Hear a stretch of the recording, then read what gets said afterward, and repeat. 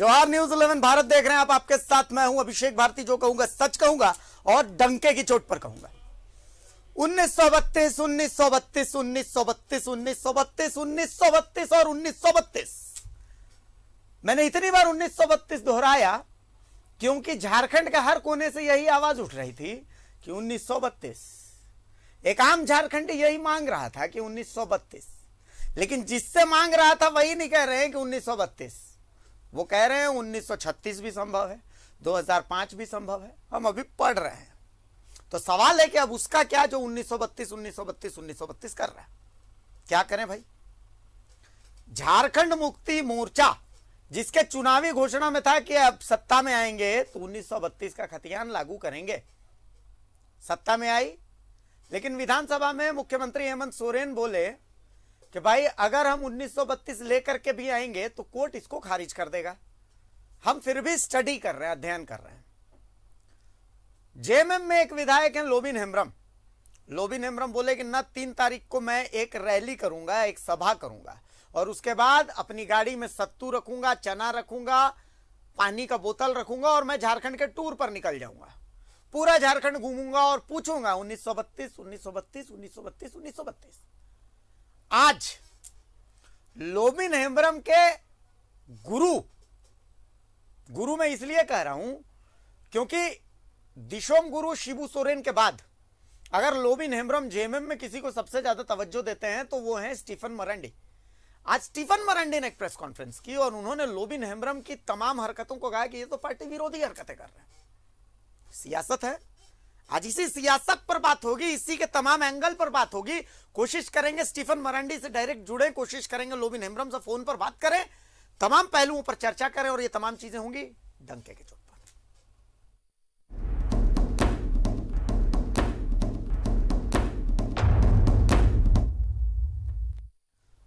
झारखंड की सियासत हर रोज नया रंग ले रही है। हर रोज सुबह सोकर जब आप उठेंगे, हाथों में अखबार लेंगे तो झारखंड की सियासत में एक नया भूचाल आपको दिखेगा। हर रोज सियासत की एक नई करवट। हर रोज रात में सोते सोते झारखंड की सियासत से जुड़ा एक सवाल मन में रहता है कि अब आगे क्या होने वाला है, अब सियासत का कौन सा रंग दिखने वाला है। मैं पिछले 2 दिनों की ही सियासत आपको बता देता हूं। 2 दिन पहले अचानक से सीता सोरेन और लोबिन हेम्ब्रम के बागी होने की खबर आई कि जेएमएम के विधायक चिट्ठी लिख रहे हैं शिबू सोरेन को कि भाई ये लोग सरकार को अस्थिर करना चाहते हैं। अगले ही दिन सीता सोरेन पहुंच गई राजभवन राज्यपाल से मिलने के लिए।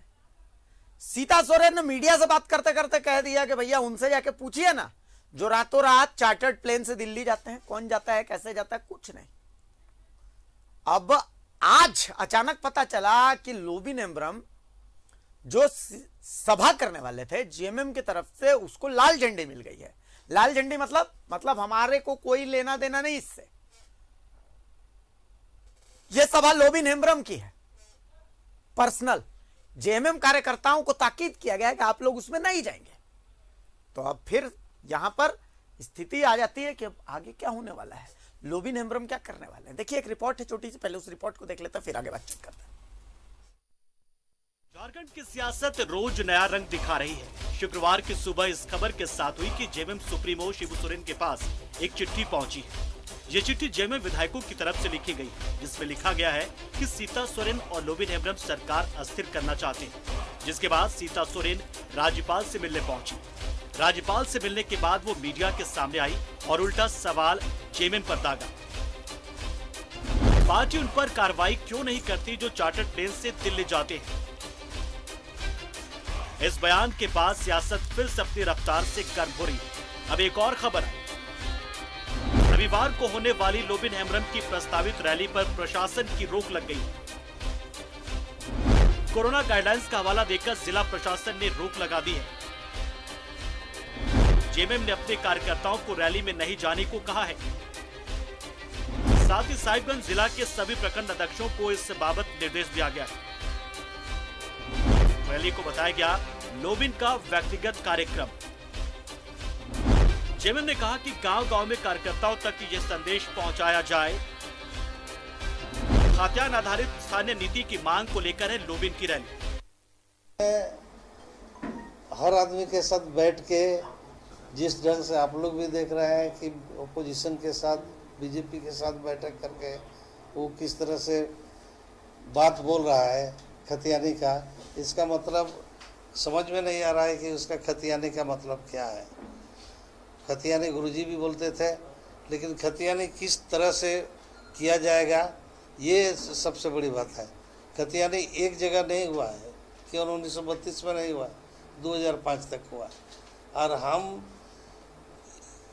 ये मूलवासी और आदिवासी यहाँ के उनके भावनाओं के अनुरूप हम कौन रिकॉर्ड ऑफ राइट को हम मान्यता देंगे, वो तो लीगल पहलू से तय करके ना हम करेंगे। ऐसे तो नहीं बोल देंगे खतियानी करो, किसी का खतियाने नहीं है तो वो छूट जा रहा है, 2005 है तो 2011 छूट रहा है। तो इस तरह की बात जो बोल करके एक माहौल बने गंदा करने का एक उपाय लगाया है लोग, ये सही बात नहीं है। और खामखा हम लोग को दोष देना और मेरे क्षेत्र में जा कर के पुतला दहन करना ये उचित नहीं है। पार्टी के अनुसार ये सही नहीं है, ये पार्टी के खिलाफ का काम है। तो ये पार्टी खिलाफ ही काम जो कर रहा है उसी के लिए हम साफ करने के लिए आज पीसी कर रहे हैं कि भाई इस तरह की बात नहीं होनी चाहिए।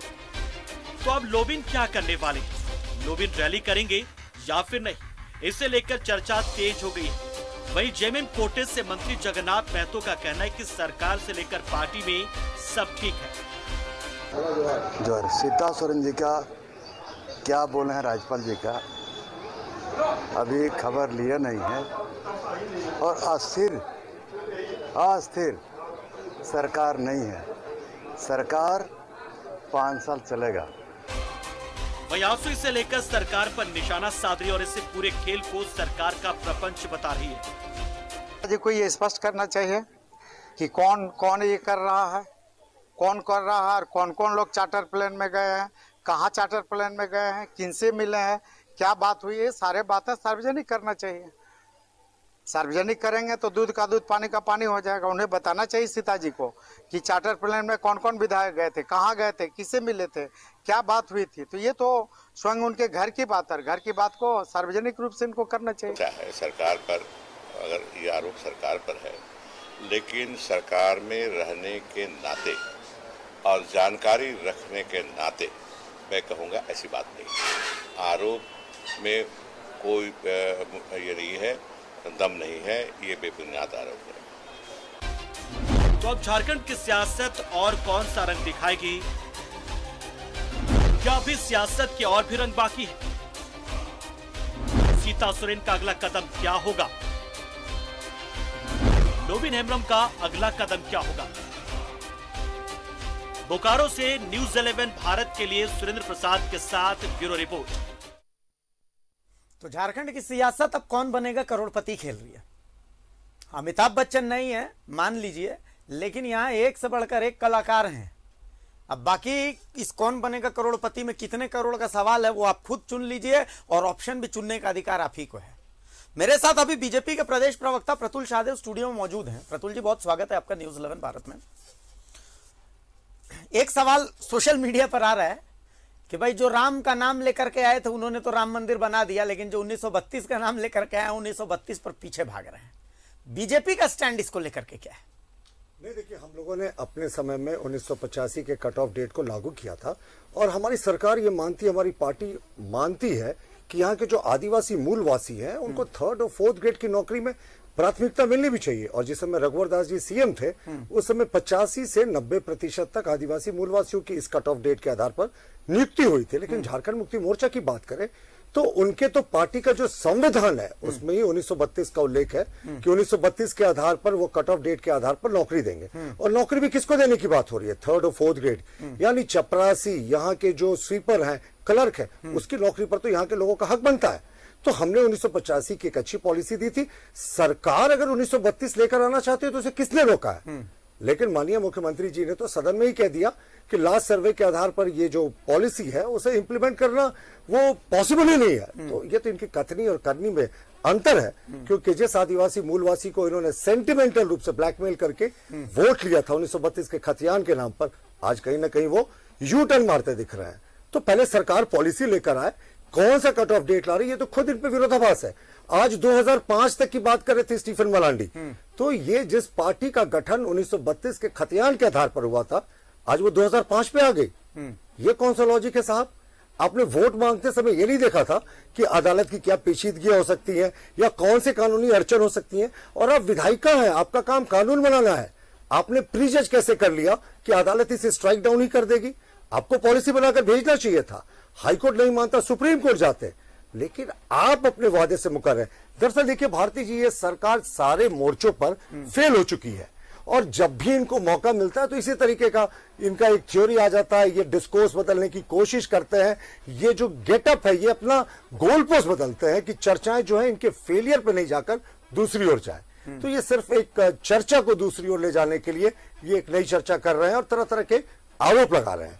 तो मतलब जैसे अब लोबिन हेम्ब्रम को लेकर के आज स्टीफन दा बोल रहे थे कि लोबिन दा मतलब जो है वो बीजेपी के इशारों पर नाच रहे हैं, तो क्या आप लोग नचा रहे हैं लोबिन हेम्ब्रम जैसे कद्दावर और पुराने नेता को बीजेपी अपने इशारों पर नचा रही है? देखिए, ये पलामू में एक बड़ी प्रचलित कहावत है, बेटा बेटी केकरो गोलत्थे बैठल मंगरो, यानी बेटा बेटी किसी और की शादी हो रही है और मंगरो बैठकर कह रही है मैं सारी रस्म पूरा करूंगी। भाई, इनके पार्टी का इंटरनल मैटर है। इनके पार्टी के विधायक डिमांड कर रहे हैं 1932 के खतियान की। इनकी पार्टी की विधायक सीता सोरेन बात कर रही है इलीगल माइनिंग ट्रांसपोर्टेशन पर चेक लगाने की। तो भाजपा कहां से आ गई?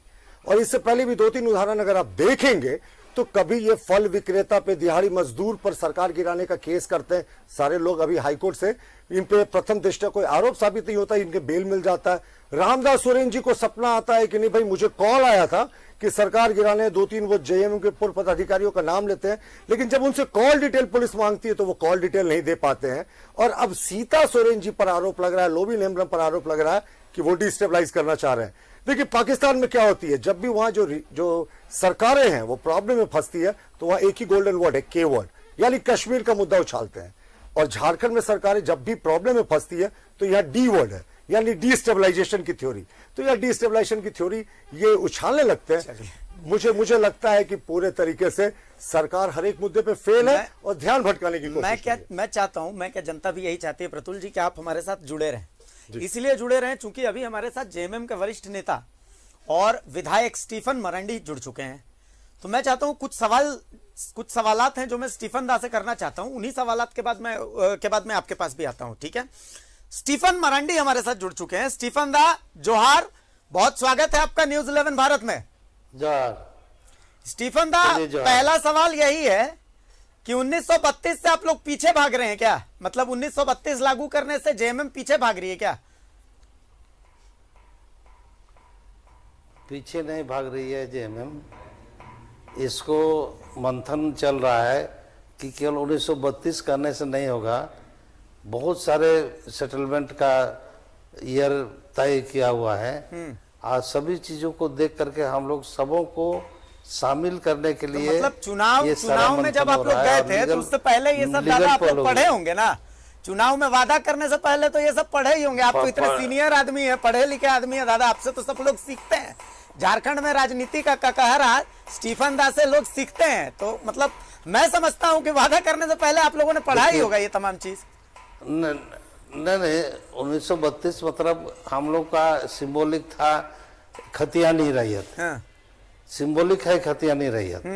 तो खतियानी रैयत बहुत है, चूंकि इसलिए सारे चीजों को समाहित करने के लिए हमें खतियानी से मतलब है। अब कब खतियानी हुआ है, छोटानागपुर में दूसरा हुआ है, लातेहार में दूसरा हुआ है, सिंहभूम में दूसरा हुआ है। इन सारी चीजों को देखना पड़ेगा और सारी चीजों को समाहित करना पड़ेगा। हम लोग कोई खतियान को इग्नोर नहीं कर रहे हैं, उससे पीछे नहीं हट रहे हैं। चलिए, अब एक सवाल स्टीफन मरांडी साहब, चूंकि जेएमएम के सबसे पुराने, मतलब जेएमएम के फाउंडर मेंबर्स के बाद अगर कोई एक पीढ़ी जो है, उस पीढ़ी के सबसे कद्दावर नेता है स्टीफन मरांडी। स्टीफन मरांडी वो शख्स है जिनको संघर्ष करते झारखंड की जनता ने देखा है। आज लोबिन हेम्ब्रम अक्सर कहते रहते हैं कि भाई स्टीफन मरांडी मेरे गुरु जैसे हैं। मतलब अगर जेएमएम में मैं किसी को मानता हूं तो या तो दिशोम गुरु शिबू सोरेन है या फिर स्टीफन मरांडी हैं। तो आज क्या ऐसी स्थिति आ गई कि स्टीफन मरांडी को अपने शिष्य के लिए प्रेस कॉन्फ्रेंस करनी पड़ी और उस प्रेस कॉन्फ्रेंस में अपने शिष्य के खिलाफ यह बोलना पड़ा कि वो पार्टी विरोधी हरकतें कर रहे हैं? स्टीफन दा, ने पार्टी विरोधी हरकत इसलिए हम कह रहे हैं कि गुरु के खिलाफ में ही वो जिहाद छेड़ दिया, मेरा ही पुतला दहन कराना शुरू कर दिया। तो हमने कौन सी गलती की कि लोबिन हेम्ब्रम के खिलाफ में हमने क्या किया जिसके कारण मेरे ही कंस्टिट्यूएंसी में मीटिंग किया और हेमंत सोरेन जी के साथ मेरा भी पुतला दहन करने का निर्णय लिया। इसीलिए हम उसको करना चाहते हैं कि भाई आपको क्या दिक्कत हो गई, और भाषण में कह रहे हैं कि स्टीफन मरांडी हमको कुछ कहने नहीं दिया। कहने नहीं दिया मैंने किस समय ने कहने दिया? आप डिमांड पर या विधानसभा के भाषण में आपको कोई रोका? हम लोग को रोका? हमने रोका कि हम आसन पर पीठासीन पदाधिकारी के तौर पर बैठ के जो उनका इंगित जो किया था उन्होंने पीठासीन पदाधिकारी के तौर पर सभापति तो जब कर रहे थे उस टाइम में उन्होंने कहा कि नहीं कहने दिया।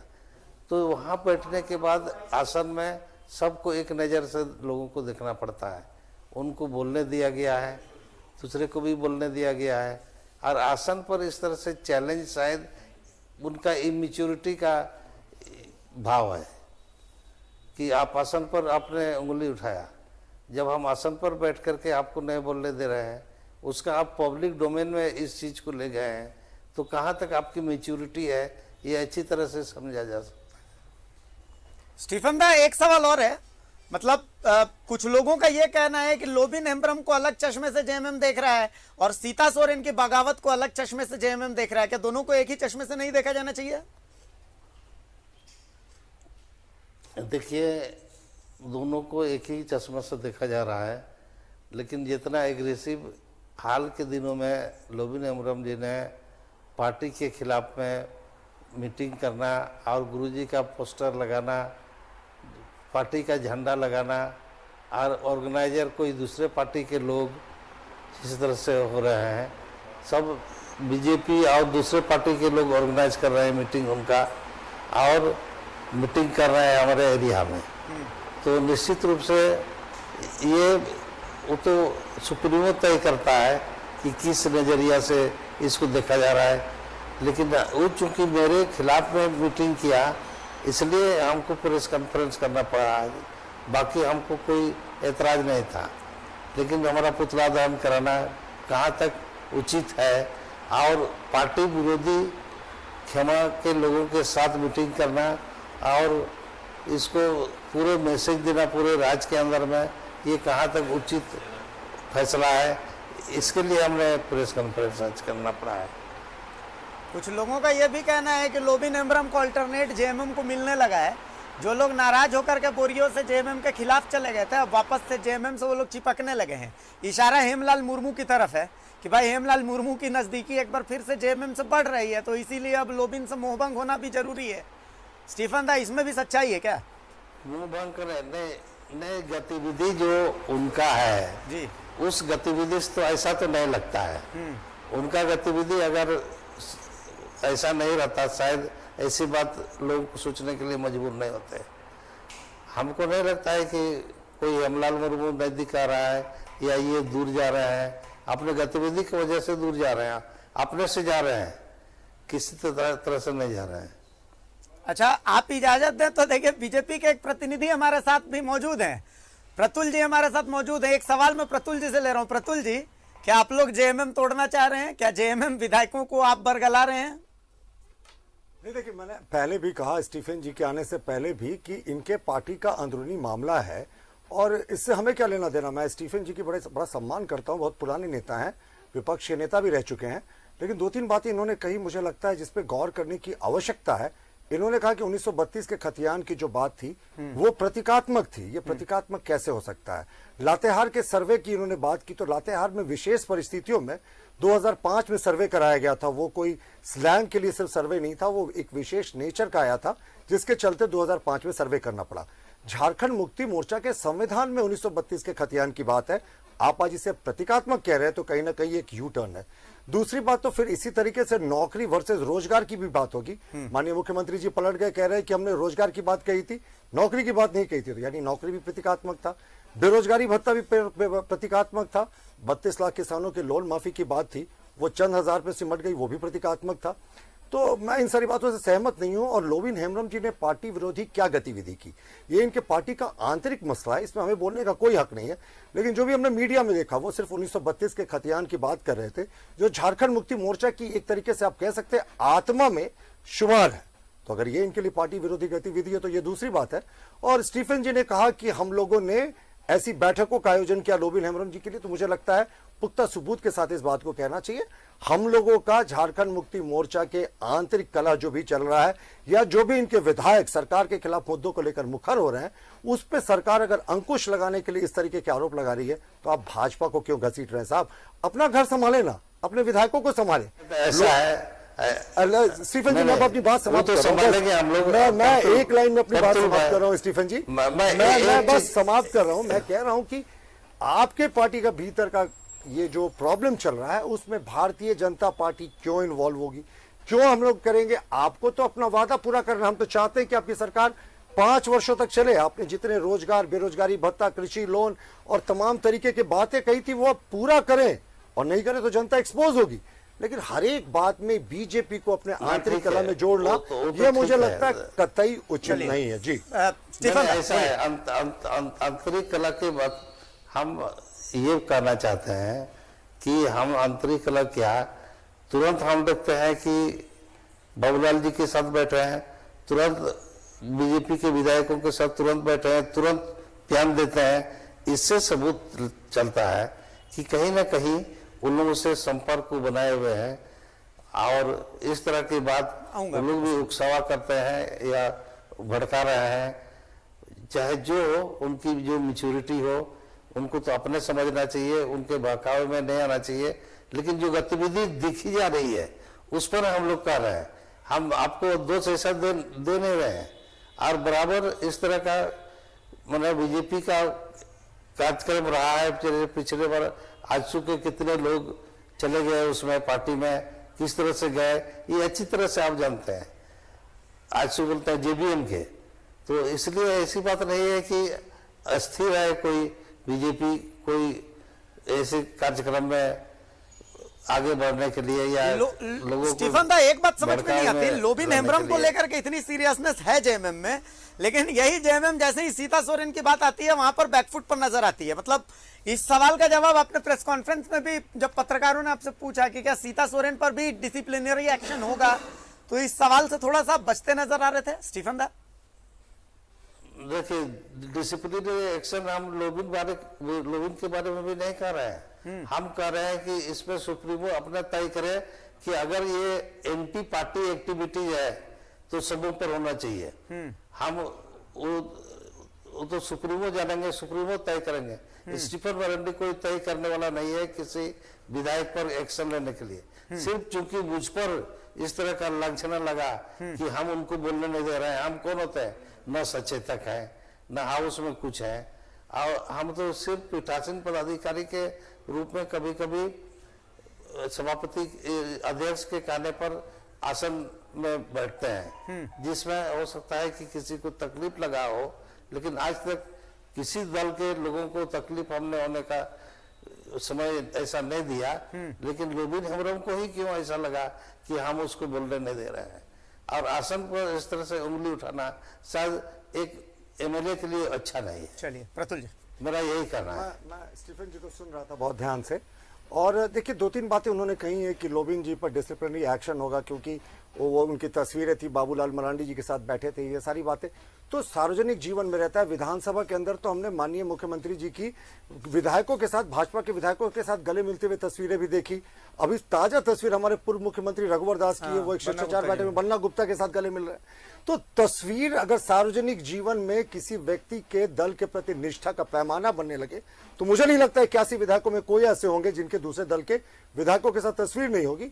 और ये अगर 1932 के मुद्दे पर लोबिन हेम्ब्रम पर अगर अनुशासनात्मक कार्रवाई होती है तो मुझे लगता है झारखंड मुक्ति मोर्चा ने बड़ा यू टर्न लिया है कि जिस पार्टी का गठन यहाँ के आदिवासी मूलवासियों को हक दिलाने के लिए हुआ था, यहाँ 1932 का खतियान जिनकी आत्मा में शुमार था, आज कोई व्यक्ति 1932 के मुद्दे पर अपनी आवाज बुलंद कर रहा है तो उस पर डिसिप्लिनरी एक्शन होगा।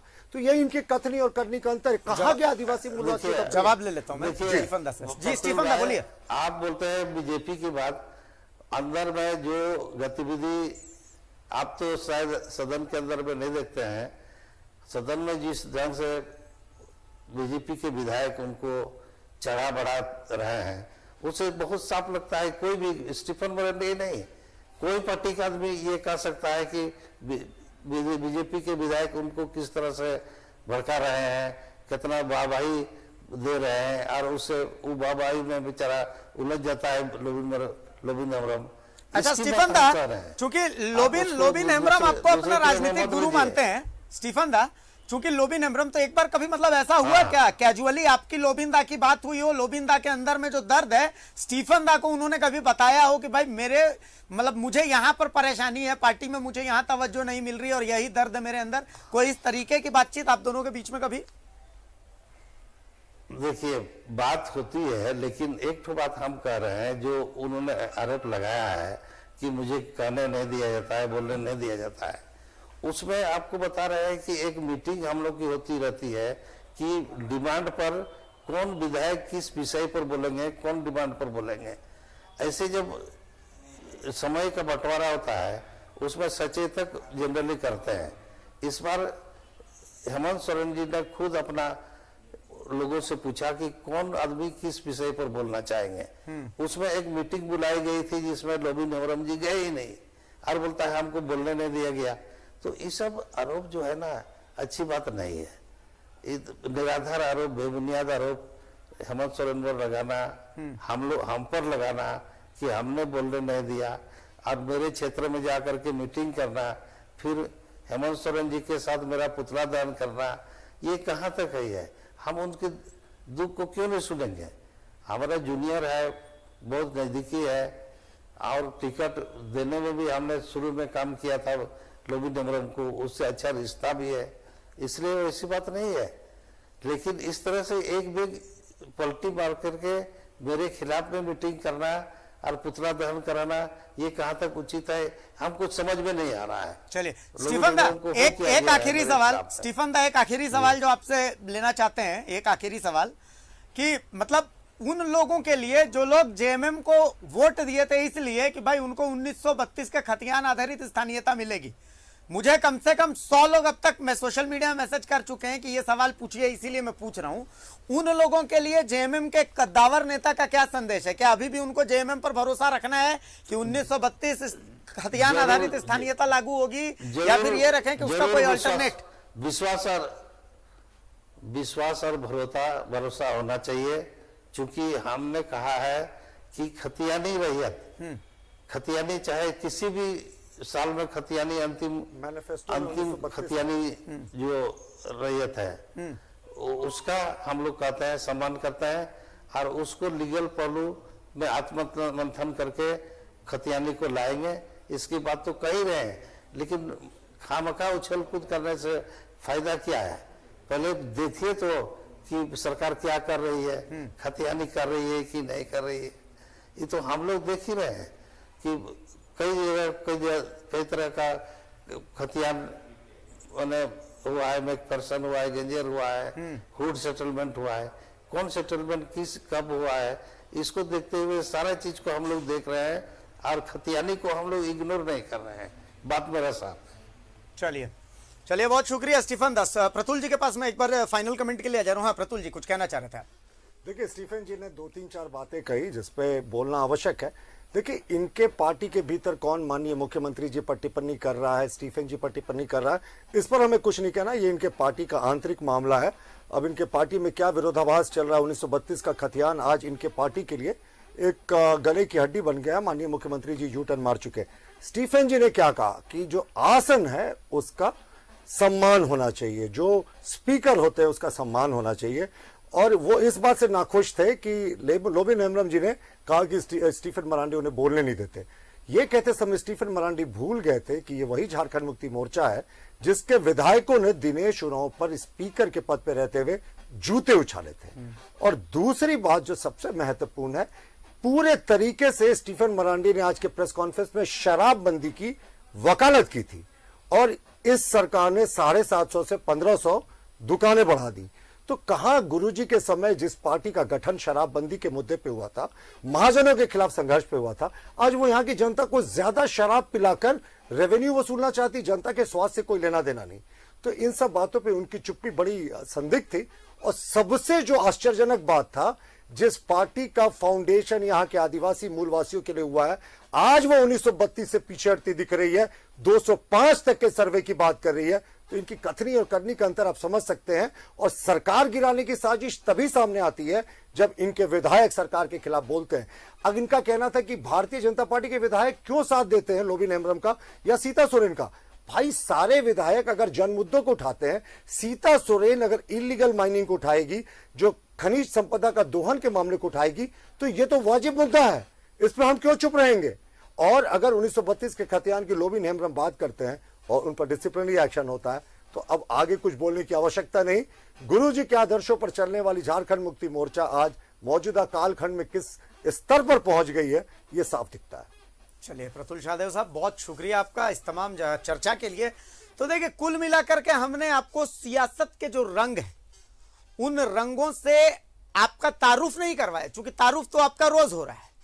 हम बस उन रंगों में, चूंकि मैंने कल भी कहा था, आज फिर कह रहा हूं कि भले आपकी जिंदगी में फागुन खत्म हो गया हो, लेकिन सियासत का फागुन अभी खत्म हुआ नहीं है। सियासत के रंग अभी और चढ़ रहे हैं, और चढ़ नहीं रहे हैं बल्कि रंग और बढ़ रहे हैं। तो अभी और कितने रंग ये सियासत दिखाने वाली, ये भी हम आपको आने वाले दिनों में दिखाएंगे। सियासत तेरे कितने रंग, इन तमाम रंगों को हमने देखने की, गढ़ने की और पढ़ने की कोशिश की है। एक छोटा सा ब्रेक लेंगे, कहीं जाइएगा मत। बहुत शुक्रिया प्रफुल्ल शाहदेव आपका, बहुत शुक्रिया स्टीफन मरांडी आपका कि आपने अपना वक्त दिया हमें। एक छोटे से ब्रेक के बाद डंके की चोट पर आपको हम दिखाएंगे कोयलांचल में बालू का खेल। कहीं मत जाइएगा, डंके की चोट पर जाइए।